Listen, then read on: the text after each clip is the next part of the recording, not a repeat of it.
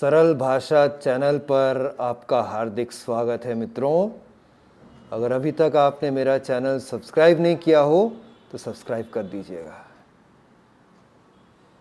एक बात मैंने देखी है जो हमारे 135 करोड़ भारतीयों में कॉमन है, वो ये है कि जब हमें प्यास लगती है तभी हम कुआं खोदते हैं। पहले से तैयारी हम बिल्कुल भी नहीं करते हैं। आपने देखा कोरोना वेव 1, कोरोना वेव 2, दोनों केसेस में आप प्रशासनिक व्यवस्था देख लीजिएगा, हॉस्पिटल की हमारी तैयारी देख लीजिए, इम्यूनिटी को लेकर हमारी तैयारी देख लीजिए। जब एकदम गाज गिरने लगी, जब तूफान आ गया, जब बाढ़ आ गई, तब हमने तैयारी शुरू करी। अभी मित्रों कोरोना गया नहीं है और इतनी जल्दी ये जाएगा भी नहीं। ओमिक्रॉन की बात कर रहे हैं आज सभी लोग, साउथ अफ्रीका में जो पाया गया है।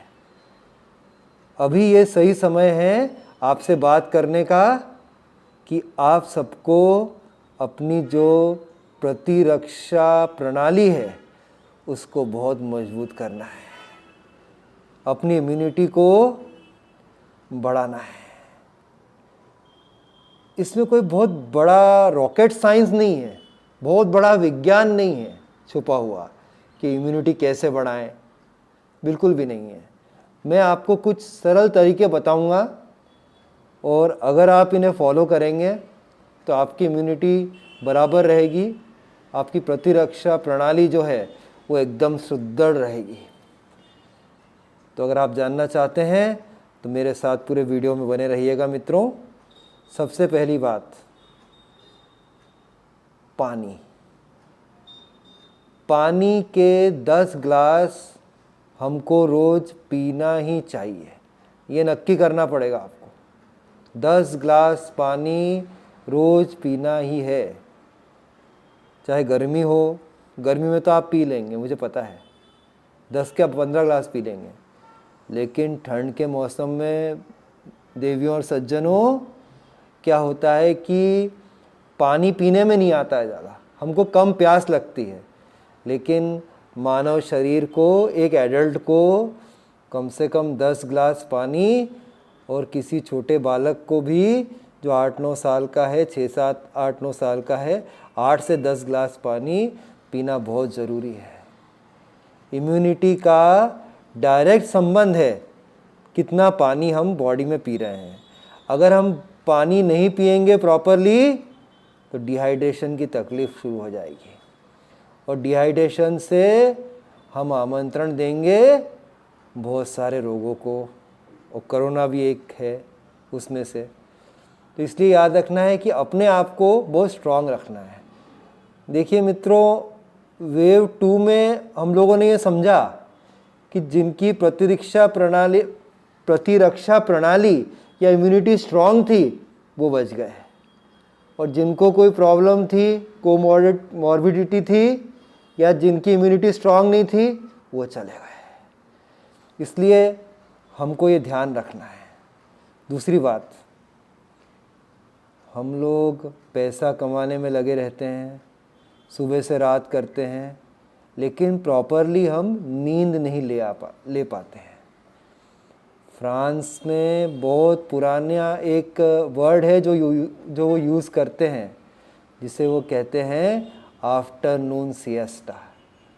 फ्रांस का हर आदमी दोपहर में 2-3 घंटे सो जाता है, कम से कम एक दिन में 24 घंटे में 8 घंटे सोता है। तो हमें भी कोशिश करनी है कि हमारी नींद प्रॉपरली हो। अगर नींद प्रॉपरली नहीं होगी मित्रों, हम थके थके रहेंगे, और थकान होने लगी तो हम रोगों को आमंत्रण देंगे, और उसमें भी कोरोना एक हो सकता है। तीसरी बात है सब्जियों का, फलों का, सीड्स का। जो भी आजकल क्या है, ड्राई फ्रूट के जैसे सीड्स भी आ रहे हैं, सनफ्लावर सीड है, इस आजकल ऐसा ट्रेंड चल रहा है, ये सीड्स भी लोग खा रहे हैं। ये सस्ता नहीं आता है ज़्यादा, लेकिन ये सारे जो आपको मैं बता रहा हूँ, सब्जियाँ, फल, बीज, फलियाँ, इनका प्रचुर मात्रा में आपको प्रयोग करना है। ये बढ़ाएंगे आपके, इसमें विटामिन सी मिलेगा और आपको बहुत सारी चीज़ें, मिनरल्स मिलेंगी। इसमें डाइटरी फाइबर भी होता है। डाइटरी फाइबर आपके बॉडी में जाएगा, आपके पेट को साफ कर देगा। जिन लोगों को कॉन्स्टिपेशन की तकलीफ़ रहती है, इनका पेट साफ नहीं होता है, उनकी आंतों में, स्मॉल इंटेस्टाइन में, लार्ज इंटेस्टाइन में टॉक्सिन्स जमा होने लगते हैं। और ये टॉक्सिन्स जो हैं, अगर आप जमा कर रहे हैं अपने इंटेस्टाइन में, आप रोगों को आमंत्रण दे रहे हैं मित्रों। तो याद रखिए, पेट साफ होना चाहिए। ये तभी होगा जब आप फल, सब्जी, फलियाँ, बीज, ड्राई फ्रूट, ये सारे जो हैं आप रेगुलरली इसका एक डाइट बना के, आप डाइट प्लान बना के आप खाओगे, ठीक है। इसमें कोई, इसको हल्के में नहीं लेना है, इसको बहुत ध्यान से रखना है। और अभी आपके पास समय है, देखिए वेव 3 आए या नहीं आए मुझे मालूम नहीं है, या कोरोना कब तक चलेगा इसका भी कहना मुश्किल है, लेकिन कुछ टेस्ट आप करवा लीजिए। एक आप आयरन का करवा लीजिए। आयरन क्या है कि आयरन की बॉडी, अगर अपने बॉडी में, अपने रक्त में आयरन कम हो जाता है, तो ये इसलिए कम हो जाता है क्योंकि हेमोग्लोबिन कम है। मतलब आयरन कम होने से हेमोग्लोबिन कम हो जाता है, मतलब यही है। अगर ब्लड में हमारे आयरन है ज़्यादा, आयरन हम बराबर ले रहे हैं, या हमारी बॉडी में जितनी आयरन की ज़रूरत है वो पूरी है, तो फिर हेमोग्लोबिन की कमी नहीं होगी। और हेमोग्लोबिन की कमी नहीं होगी तो आपकी इम्यूनिटी बनी रहेगी। तो एक आयरन का टेस्ट करवा लो आप। एक विटामिन डी का टेस्ट करवा लीजिए। विटामिन डी तो हमें सूर्य से ही मिलता है, लेकिन लोग इसको हल्के में लेते हैं, आप हल्के में मत लीजिए। विटामिन डी का टेस्ट करवा लीजिए, आयरन का करवा लीजिए और कैल्शियम का करवा लीजिए। पहली फुर्सत में जितने परिवार के सदस्य हैं, ये तीनों टेस्ट करवा के रख लीजिए। अगर इसमें से कोई डेफिशिएंसी है, इमीडिएटली एक्शन लेकर दवाइयाँ लीजिए, सप्लीमेंट लीजिए, या जो भी डॉक्टर बोले, certified doctor. Calcium, vitamin D और आयरन, ये 3 याद रखना है। तीनों का आपका टेस्ट करवा ही लेना है। सुबह जब आप उठें, चाय पीने से पहले, कॉफ़ी पीने से पहले आप गरारे करें। और गरारे करें तो नमक के पानी से आप कर सकते हैं। जिन भाइयों और बहनों को हाई ब्लड प्रेशर की तकलीफ़ है, मेरा उनसे निवेदन है कि वो नमक यूज़ ना करें, क्योंकि जवान पे नमक लगता है और फिर वो तकलीफ़ दे सकता है अगर ज़्यादा हाई ब्लड प्रेशर है तो नमक की जगह आप क्या, हल्दी का प्रयोग कर लीजिए। तो हल्दी को थोड़ा पानी में उबाल लेना है, कच्ची हल्दी नहीं डालना है। ऐसा नहीं कि पानी ले लिया उसमें कच्ची हल्दी डाल दी।